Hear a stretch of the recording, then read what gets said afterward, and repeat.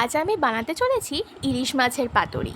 তো সেই কারণে সমস্ত উপকরণ রেডি করে নিলাম।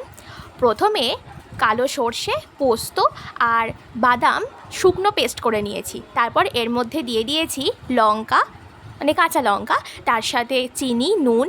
তারপর এর মধ্যে সামান্য জল দিয়ে একটা পেস্ট বানিয়ে নিয়ে ওর মধ্যে দিয়ে দিয়েছি হলুদ গুঁড়ো আর সামান্য সর্ষের তেল, নিয়ে এটাকে ভালো করে মাখিয়ে নিয়ে এরপর কলা পাতার মধ্যে সেই পেস্টটা দিয়ে আর ইলিশ মাছগুলোকে দিয়ে ওপর থেকে একটা চেরা কাঁচা লঙ্কা আর সর্ষের তেল দিয়ে ভালো করে কলা পাতাগুলোকে মুড়ে নিয়ে তারপর এইভাবে কম আঁচে ঢাকনা চাপা দিয়ে উল্টে পাল্টে ভালো করে এভাবে সেঁকে নিতে হবে।